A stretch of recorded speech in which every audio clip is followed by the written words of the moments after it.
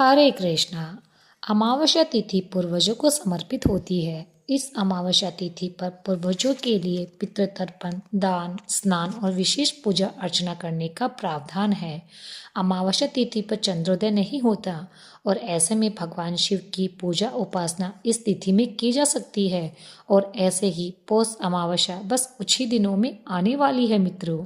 पौष मास में आने वाली अमावस्या तिथि वैसे भी मनुष्य की साधना के लिए अत्यंत ही महत्वपूर्ण है। तो चलिए आज के इस वीडियो में आप और हम मिलकर जानेंगे कि इस बार पौष अमावस्या कौन से दिन आ रही है, इस दिन के शुभ मुहूर्त क्या क्या रहेंगे और पितृ कार्य करने का समय क्या रहेगा। तो आइए आज की पौष अमावस्या कब है ये विशेष वीडियो को हम सब मिलकर प्रारंभ करते हैं। इस बार पौष मास की अमावस्या तिथि आ रही है 19 दिसंबर 2025 शुक्रवार के दिन, इसलिए इसे दश अमावस्या के नाम से भी जाना जाता है।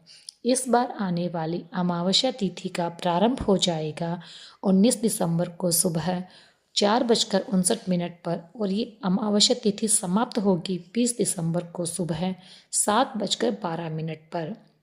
तो इस प्रकार से 19 दिसंबर को हमें पूर्ण अमावस्या प्राप्त हो रही है। इस दिन प्रातः ब्रह्म मुहूर्त का समय रहेगा सुबह 5:19 से लेकर 6:14 के बीच में और सूर्योदय होगा सुबह 7:09 पर।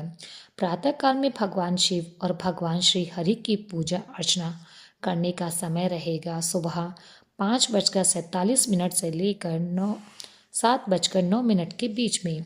संध्याकालीन पूजा अर्चना करने का समय रहेगा शाम 5:28 से लेकर 6:50 के बीच में। सूर्यास्त होगा शाम 5:28 पर और क्योंकि इस दिन अमावस्या तिथि है इसलिए चंद्रोदय नहीं होगा।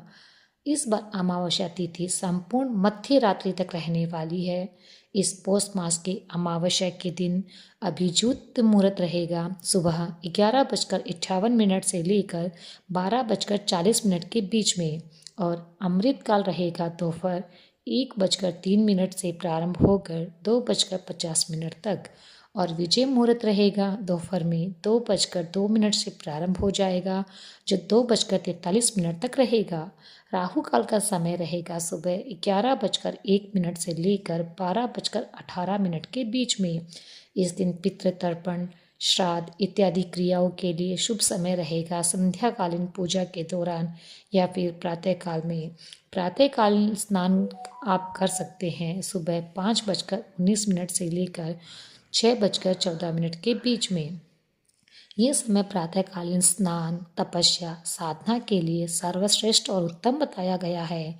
पितृ तर्पण, श्राद्ध इत्यादि क्रिया करने के बाद इस पौष मास की अमावस्या के दिन अपनी क्षमता अनुसार पूर्वजों के लिए कुछ योग्य स्थान या फिर मंदिर में जाकर दान अवश्य देना चाहिए और ये दान आप दिन के समय में किसी भी समय दे सकते हैं। बस राहु काल का ध्यान रखें और उस समय में किसी भी प्रकार का कोई भी मांगलिक या शुभ कार्य ना करें। तो ये थी पौष मास की अमावस्या की संपूर्ण जानकारी। अगर आप इस पौष मास की पौराणिक कथा भी जानना चाहते हैं या सुनना चाहते हैं तो वह आपको मिलेगी हमारे ही चैनल पर। तो अगर आप पहली बार हमारे चैनल पर विजिट कर रहे हैं तो याद से आप अपने इस भक्ति सागर चैनल को सब्सक्राइब करके रख लीजिए। साथ ही नोटिफिकेशन को ज़रूर ऑन कर लीजिएगा ताकि जब भी हम कोई भी वीडियो लेकर आएँ तो उसका सबसे पहले नोटिफिकेशन आपके पास पहुँचे। तो फिर आपसे जल्दी मिलते हैं इसी पौष मास की